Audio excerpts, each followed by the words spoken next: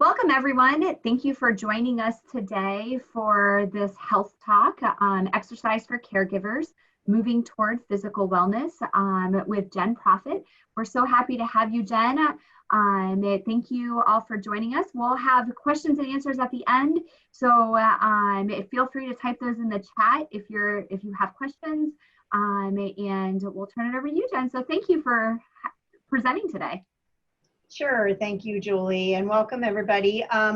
So just a brief introduction about myself. I'm a physical therapist. I've been licensed since 1994. I became licensed as a physical therapist way back before they required a doctoral degree. So when I got so interested in overall wellness was when I went back to earn my doctorate in physical therapy in 2014. There was so much more education about wellness. And it just intrigued me. So it's something that I really enjoy talking about. And I think it's really the answer to so many of our problems. So that's why I'm kind of presenting this today. And you may be a caregiver in some way, shape, or form. And we'll talk about why exercise and physical wellness is so important for caregivers. So I have some goals for today. The first thing is I think whenever you are asked in your life to make a change, it's extremely important to know why it's important to make the change. I think that helps us all to motivate better. So the first thing we're going to do is just talk about what physical wellness is and what I mean by that. And then we're going to talk about what our community looks like in terms of physical wellness. You can probably guess what I'm kind of going to say about that, but I'll give you some numbers. But those things together will kind of give you the why behind why this is an important topic. And then we're going to connect those concepts about physical wellness back to what that means for people who are caregivers. And most people are caregivers of somebody in some way, shape, or form. And then we are going to talk about what the current recommendations are for physical wellness for adults. Because you may or may not know them, and it can be frustrating because it seems like all the rules change. You hear, well, do this much exercise. Well, no, do this much exercise, and this one's good for you, and this one's not. So I'm going to give you the most recent evidence-based recommendations for exercise for adults, and then I'm going to give you some specific strategies that you might employ to improve your own physical wellness. Or even the physical wellness of those that you serve as a caregiver. So when I talk about wellness, overall human wellness has many components, as you can see on the graphic in the slide.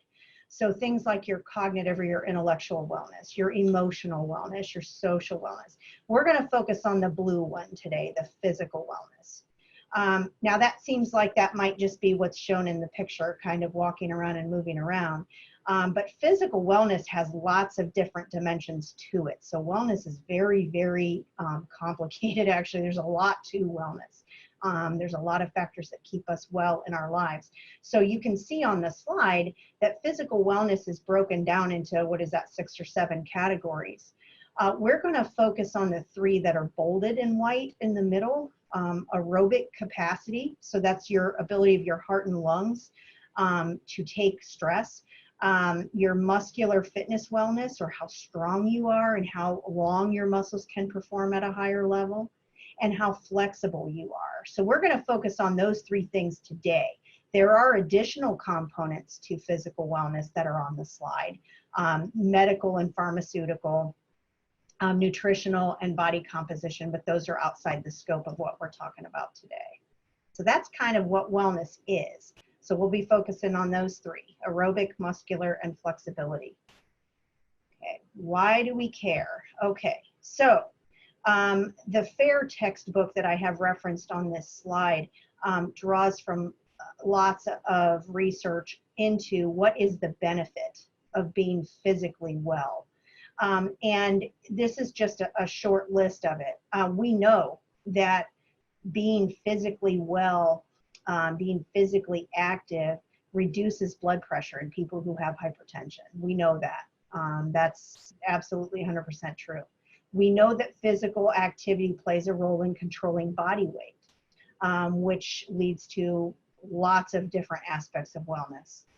We know that physical activity builds and maintains our bones. So when we stress our system, when we are either in a weight-bearing capacity or we have our muscles pulling on our bones, it strengthens them. We know that that fall risk is decreased in the elderly for those that are more physically well. So the more physically active you are, the less your risk of falling in older ages it becomes. Physical wellness decreases the risk for those chronic non-communicable diseases. So your heart disease, your diabetes, your cancer. And we do know also that that physical activity tends to be associated in an opposite fashion with premature death. So boy, there's a good reason to be active, right? It clearly decreases depression, anxiety, and stress. And if there was any theme that 2020 would be, it would be depression, anxiety, and stress, right? So one way that we can combat that is through physical wellness. When we are active, our body produces natural endorphins that help with pain, and chemicals that promote wellness in our brains and make us feel better about ourselves. Physical wellness improves our body image, our self-esteem. A lot of times, because it involves something social, whether that's a Zoom exercise class or whatever it is that we have to do in 2020, it involves connectedness to somebody else. So we know that it improves our social wellness and just increases overall quality of life. So hopefully I've sold you that physical wellness is important and that there is a scientific physiologic payoff of being physically well. So that's why you want to pursue it. Now, how do we look in our area? This is a little bit dated. I went to a conference about this back in 2019 before we knew the horrors of COVID-19. So I did not get any data from 2020. I'm not even sure where they are with it. But this slide basically asks the question, in Ohio, are we physically well? And the answer is a resounding no. So you can see that back in 2019, we ranked 43rd out of 50 states plus the District of Columbia in terms of the worst health. So not great. And then what I have highlighted with the red arrow there is where we score some of our lowest. That 40th rank is in adult insufficient physical activity. So what we just talked about, that physical wellness being critical to reducing blood pressure, reducing cancer risk, reducing diabetes, reducing all of these things that are so terrible, and we're not doing it in Ohio. So, we really need to think about what we're doing there. Now, if you are, I don't know who's on the call, if you are a caregiver for the Altman Health Foundation or not, but you may know that our mission is to lead our community to improved health. And so I just wanted to give you a couple more facts about it in case you weren't convinced yet. Physical activity costs us $117 billion a year. And it is linked to 10% of premature mortality. And you'll see what I'm going to ask you very specifically to consider doing in your life to increase your physical wellness it's not expensive, and it doesn't take a ton of time either. And so it can have a major impact on, not just at the individual level and outcomes, but also, the overall health of the community, which leads to, financial outcomes for the whole country, really. So if you are an individual healthcare provider or a caregiver for someone, how are you going to lead somebody to improved health? Well, one thing, you might be educating your patient if you're a formal caregiver, or you might just be modeling desired health behaviors. So if you make these changes that I talk about today, and other people see you doing it, that's one of the best ways you can lead people to improved wellness. And probably the most important statement I can make, 2020 has been a time when our time has been in short supply. It's been a year when we have about 1,000 different things pulling us. Kids maybe need help with virtual learning. Aging parents maybe need additional support because they're not able to go to the store, or it's not safe for them to go to the store. And all of a sudden, you could be one of these people that just has 15 different roles. And so you may have sort of stepped away from your caring for yourself. And the bad part about that is, if you don't take the time to take care of yourself physically, you're not going to be able to be there physically to provide for the folks that you're caring for, whether they be formal patients or family members or whatever. So we really need to all focus on that, especially in 2020. We need to make the time for ourselves to be more physically well. So the Department of Health and Human Services has published these activity guidelines for Americans. And you can find this resource online. I think at the end of my presentation, I included the references that I used so that you can find this document. I have not seen a third edition. This was one that came out in 2018. I don't believe there's a newer one yet, but I'm going to be basing what I talked to you about in terms of your to-do list on these recommendations from the Department of Health and Human Services. It was written for healthcare professionals and policymakers to kind of guide them towards how do we get people more active in the United States. But we can use it. And so because of that, you can imagine it's a very, very long document. And it's very complicated, and some of it's, got a lot of research stuff in it. So what I did is I distilled it down to try to make it a little bit more simple. So this is the 40,000 foot view. This is, and when we're going to go into this in more detail, but this just gives you an idea. What is the most overarching point of this report? And it's basically to move. I mean, it's that simple. And the most basic of their recommendations are that you have to focus on a couple of aspects of your physical wellness every single week. The first one being moderate intensity aerobic activity. You might be, well, what the heck does that mean? Well, we'll get into moderate intensity a little bit more, but I just want to introduce this topic. So aerobic activity involves your heart and lungs. So it's any activity that gets your heartbeat to go faster. So that's pretty all-encompassing. And we'll talk a little bit more about that. But the very first component about moving that this report wants to get to you is you've got to do moderate intensity aerobic activity at least 150 minutes a week. That's cumulative over a 7-day period. So we're not talking about a ridiculous time frame there. So that's thing number one about moving. We've got to do aerobic activity 150 minutes a week. Keep that in your head. The next thing we have to do is we have to do muscle strengthening activity at least 2 days a week. Okay? Muscle strengthening activity is anything that's going to make your muscles work harder than usual. So walking isn't really muscle strengthening for most people, but body resistance exercise is, or using weights is, or using bands. So those are the two basic components of the recommendation. 150 minutes per week of moderate intensity aerobic activity and at least 2 days of muscle strengthening activity. Okay, so we'll get a little bit more into that, but I do want to make a couple of key points before we really get into this. Number one is everybody is starting at a different level. You might be starting at I don't do anything right now. And there is nothing wrong with that at all, because all movement counts. So I want you to think of the phrase, start low and go slow. So if you're thinking, I never move to it in a way that makes my heart beat faster, you're not going to the first week jump into 150 minutes. If you're currently inactive, you start with whatever you can and think of basic things like, I need to move more and sit less.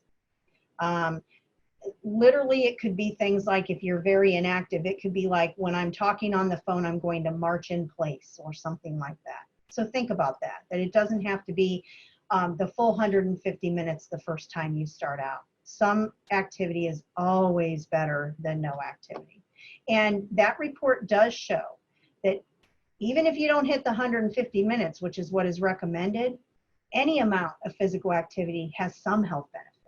It's just that the 150 minutes is where we really see the significant health benefits. So I hope that makes some sense. Now, we're going to go back into talking about not some health benefits, but significant health benefits. So we're going to go back a little deeper into the recommendations. So what is recommended for significant health benefits? So we saw on the first slide, it's at least 150 minutes of moderate aerobic activity, right? And that is anything that increases your heart rate. Now, if you are a vigorous workout kind of person, you're a runner, or you do really high intensity aerobic activities in some fashion, then 75 minutes to 150 minutes a week is where you need to be. So you kind of get credit if you work a little bit harder. You see that? You can kind of compress that down into a shorter amount of time. Now, if you're somebody who likes to take maybe a 2-mile run one day a week, and then you like to do a bike and something else that's a little less intense, then you can combine those minutes. And the idea is to just spread those minutes out. I don't want anybody going out there and doing 150 minutes on Monday and then not doing anything, you know, Tuesday through Sunday. That's not the idea. You want to spread it out over the course of a week, okay? And we do know too, we said that basic point where you see significant health benefits is 150 minutes. But we know if you go over 300 minutes of moderate activity, we see additional health benefits. So, you know, adding some in every day is very helpful. Now, on the strengthening side for significant health benefits, I already told you, you want to do strengthening of your muscles 2 days or more per week. The other thing you want to think about is that you want to incorporate all major muscle groups. So here's how some people might do this. They might do full body strengthening workouts on Tuesday and Friday. Or they might do legs, you know, lower body on Monday, arms on Tuesday, legs again on Wednesday, arms again on Thursday. So you can break that up however you want, but make sure that you are hitting all major muscle groups. And I would think about it from, you know, your arms and your upper extremity, your legs, and don't forget your core, your middle, abdominals and back. And I'll give you more details about how you can exercise all those areas here at the end. And strengthening, here's another key point about it. I said at the beginning that it should be anything that makes your muscles work harder than normal. So we're looking for moderate or greater intensity. So it shouldn't be me curling this pencil. It doesn't really do anything for me. It's got to be something that challenges your muscles.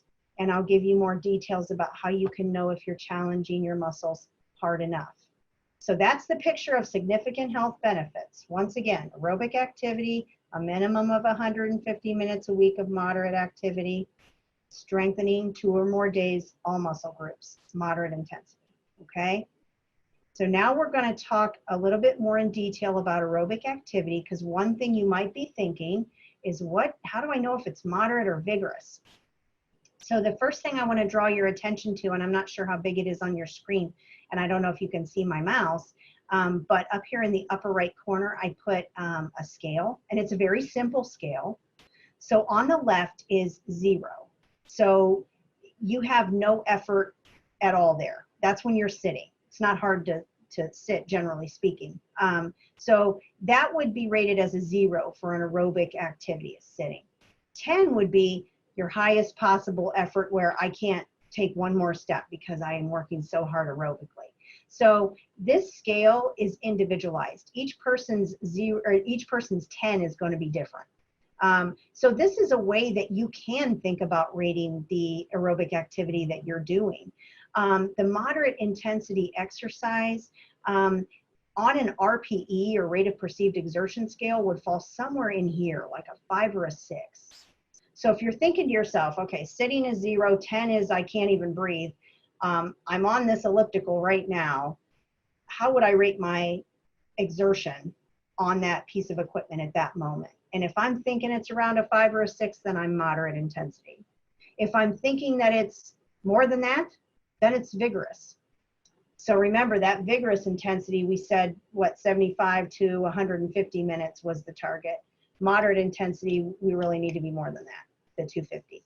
So Some examples, in case the RPE thing or the rate of perceived exertion scale is not your cup of tea, here's some ideas. So if you're walking on a treadmill or outside, if you're walking 2.5 miles an hour or faster, that should be moderate. Anything under that might be less than moderate intensity, but again, this is individualized. If you're somebody who hasn't walked a lot in a very long time, your 5 or 6 might be 1.5 miles, per hour or 2. So you do have to go by your own, by how you feel about yourself as well. Recreational swimming, or just kind of going out there, that's kind of what I do. I'm not a great swimmer, but I like to swim. So if you're out there and you're in the pool and you're swimming around, but you're not really, trying to go really fast and you're not doing extended laps and stuff like that, generally speaking, that's a moderate intensity aerobic activity. Bicycling, less than 10 miles per hour on a level surface. So that could include a stationary cycle that you have in your home. Playing doubles tennis, which is, this is obviously dating me because in 2020, I don't think we're allowed to play doubles tennis. Power yoga, don't even ask me. I have no idea what it is, but a lot of people do yoga, and I thought maybe somebody on the call would know what that was, so I included it. A ballroom or line dancing is a fun way. Again, not going to be able to do that a whole lot in 2020. General yard work and home maintenance. And Julie may remember this. We were on a council one time with a fitness specialist who said, don't tell me that you exercised today because you cleaned your house, because that's something everybody has to do. But we're talking about, if you're out there really working in the yard, you can really get your heart rate up with that. You can also make household cleaning an aerobic exercise if you're moving really quick, or if you're doing things like taking the steps multiple times when you maybe really only had to take it one time. So you can make it a moderate aerobic exercise, but just sort of, kind of very slowly cleaning the house kind of doesn't count. You want it, again, that heart rate has to be up for it to count. Exercise classes like water aerobics generally don't get into the vigorous range. They generally stay 5 to 6. Vigorous intensity, then you can see that list. So we're talking about jumping rope, running or jogging, lap swimming, playing singles tennis, which should be allowed in 2020, I suppose. Any vigorous dancing, heavy yard work, hiking, especially if you're carrying a child or a backpack or something like that. Kickboxing, P90X, that kind of stuff. All of those would fall in the vigorous category. Now, if you don't like the RPE and you don't like the list, I got another test for you. So if you are doing an activity, you're like, I don't know if this is moderate or vigorous. If you can talk during the aerobic activity, but you can't sing, then you're at the moderate intensity level. If you can sing, you're probably at light intensity. If you can only say a couple of words without, gasping, then you're probably working at a vigorous intensity level. So that should give you kind of 3 ways to know if your aerobic activity that you're engaging in is enough to be significant. Again, our target here, moderate intensity for most adults, okay? Now, I haven't mentioned anything about flexibility. So, but I did say on the very first slide when I was talking about the aspects of physical wellness that flexibility is important.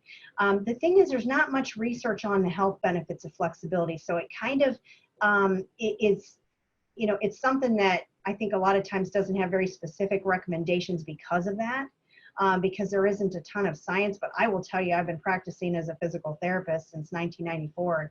I'm here to tell you flexibility is important.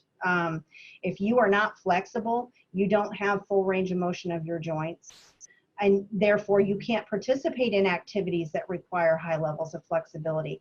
The other thing is that flexibility reduces things like putting you at risk for joint damage, joint injury, muscle injury, reducing bad posture deviations, which we get into. So you need to incorporate flexibility with every workout. And I would say of everything that gets skipped, this one gets skipped the most because people are like, oh, I don't have time for stretching. But it's extremely important and it can be pretty fast. There are a lot of general flexibility programs out there. One thing I will tell you, when you are stretching your muscles, please do not stretch them before you exercise. We do not stretch cold muscles. Stretching cold muscles could cause them to tear easier. They're just like any other material that you might work with, that once you get it sort of warmed up, it's more pliable. That's exactly how our muscles are. So your flexibility program should be at the end of your exercise when your muscles are still warm and not cold. The one disclaimer I wanted to include on here is if you're trying basic flexibility exercises and they are causing you pain, like I'm thinking of one in particular, hamstring stretching can be problematic for people with back problems. If you are experiencing pain with a flexibility program, you might need to see a therapist to have your program sort of adjusted. There are different ways to stretch the hamstrings, for instance, that are not that do not put the low back at risk. So you want to think about that. Just, I put this disclaimer out there because I'm not evaluating or treating any of you, but I want you to make sure that you do seek assistance if you're experiencing pain during flexibility, because there could be something there that we can easily adjust and still allow you to stretch. Now, the specifics behind the muscular strengthening piece. So we talked about that being at least 2 days a week, right? And we talked about it having to be moderate, at least. So what does that exactly mean? Well, first thing is, I don't want anybody strengthening the same muscle group day after day, okay? So I want you to have at least a day in between. So like what in the example I talked about before, if you do full body muscular strengthening on a Tuesday and you do it again on a Friday, that's perfect because your muscles have those 2 days to sort of recover, okay? If you're really strengthening your muscles, they need that recovery. They need time to restore their glycogen stores and all kinds of different stuff. They need time for lactic acid to clear and stuff like that. The other thing with muscular strengthening then is, I want you to make sure that when you are strengthening your muscles, you take them to the point of fatigue.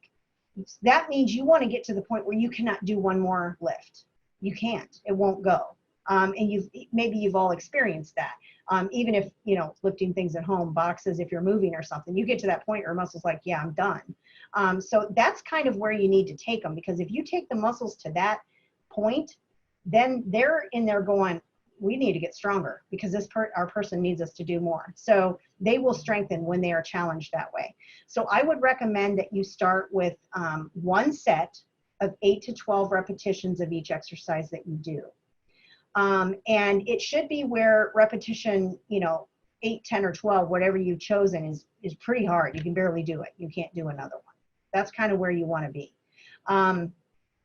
Form is another thing. I see people in the gym all the time that are doing these, they're trying to raise the weight up and they're kind of rocking back and forth. So you have to be careful with that as well. When you are going to advance your muscular strengthening then, if you've been doing one set of 8 to 12 repetitions, once you can get through 12 of them, say, and you could do another one, maybe it's time to add a second set, okay? And that's how you can do that. So you can do 2 sets, 3 sets. I wouldn't do much more than that. The other way that you progress muscular strengthening is by increasing the weight that you're using. If you're using weights, if you're using bands, then getting a stronger band. But that's something that you can progress over time. I think a lot of women in particular, we don't do a great job at advancing our muscular strengthening program. We tend to kind of keep doing the same thing over and over. So that's something we've got to do. Now, what exactly counts as these muscular strengthening activities? So obviously they use the traditional free weights like we see, the dumbbells, the bars and that kind of thing. There are weight machines at gyms. Right now the gyms are still open. My gym is still open, but who knows where that's going to go. But there's also body resistance exercises that will help you to get stronger. And I included some of that today. We're going to take a look at those. So soreness is normal. Pain might not be normal. It's normal to get sore when you strengthen your muscles. It's not normal to have pain when you're strengthening your muscles. So I would encourage you to seek the assistance of your doctor or physical therapist if you have tried to do some exercise and you are experiencing pain, because we want to make sure that we take care of any injuries that you've sustained. So Julie, I'm going to try to stop screen sharing this and screen share something else. It says new share. That's a good sign, right? Okay, so are you seeing, Julie, the exercise program? No, not yet. We still just see your PowerPoint. Wonder if I have to. I would probably stop sharing your PowerPoint. There you go. Yep. Got it? There it is. Okay. Okay, so this is a program that we have here at Altman for therapy services, and cardiac rehab's using it too. It's called MedBridge, and it actually sends these exercises to your phone. It's pretty sweet, with actual videos and stuff. But I couldn't do that for today. But what I did is I put together a muscle strengthening program using body weight only, knowing that 2020 is what 2020 is. I tried to include all of the major muscle groups in this. So I just kind of wanted to orient you to this. So it shows in each exercise the starting position and the stopping position. It tells you how many I recommend you start with. I'm a 10 reps kind of girl. I always recommend that. If it's an exercise that you're supposed to hold for strengthening, it'll tell you, hold 5 seconds if you can. And I put 3 days a week on here, just because that's kind of my go-to for body weight exercises. But all of these exercises here are using your body weight to strengthen your lower body. So I'm just going to kind of scroll through and show them to you. I'll provide this handout to Julie so that she can provide it to those who are on the call who may be interested in it. But you can see it really doesn't require much in the way of equipment. Now I do have some dumbbell exercises here for the upper extremity. And I will tell you that if you are not muscle strengthening at all and you are very low level, soup cans work.